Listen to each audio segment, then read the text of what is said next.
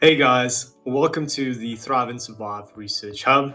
Today is episode 4 of the stress series, and I'm really excited to talk to you guys about this today. So, today we're going to be talking about the medium term stress, defining our stress threshold, and looking at 2 tools that we can use to train ourselves to have a higher stress threshold. So, medium term stress, for those of you who didn't see yesterday's episode, this is a sustained feeling of stress lasting a couple of days, maybe a couple of weeks. And examples of this are being plotted on a project with a tight deadline, studying for exams, or maybe sending a risky text to a crush and not getting a response for a couple of days, if you're like me.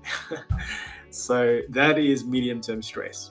And our stress threshold is our ability to maintain a calm state of mind whilst being subjected to external stimuli, stressors. So the thing about our stress threshold is that we can train ourselves to have a higher stress threshold. And the way that we do that is by consciously putting ourselves in uncomfortable situations and returning to a state of calm once we experience that short-term stress response, that acute stress response. Why is this important? Well, by definition, life is pretty damn stressful, and it can't be avoided. Besides, if we had a life without stress, it would be so boring and we would never grow. So instead of trying to manufacture a stress-free life, we need to try and raise our stress threshold so that we can handle more. So the 2 tools which I've used to raise my stress threshold, and which many others have as well, the first is cold exposure, and the second is high intensity exercise. The reason we use these tools is because they're easily accessible for most people and they have a high margin of safety. So you don't actually experience physical harm by practicing these 2 tools. Now the first is for cold exposure. The way to do it is either through a cold shower or an ice bath or a cold plunge in your pool. And what you want to do is, as you experience the cold, you'll feel your body shocking you. That's the adrenaline running through your system.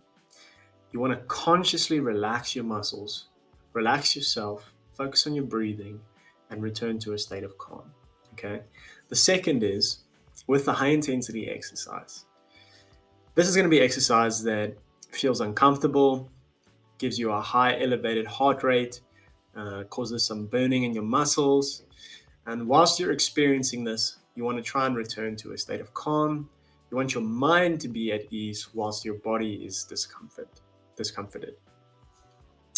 2 things you can do as well to improve your practice here is to use the physiological sigh from episode 1 and the deliberate gaze dilation from episode 3. So guys, have fun trying this out. Remember that calm is contagious, and the person who can keep a cool head whilst everyone else is losing their shit is going to be a massive value add. So try it out. Tomorrow we'll talk about long-term chronic stress and how to navigate that. And I hope that you guys have a great day. Don't forget to like and subscribe. Thanks, guys.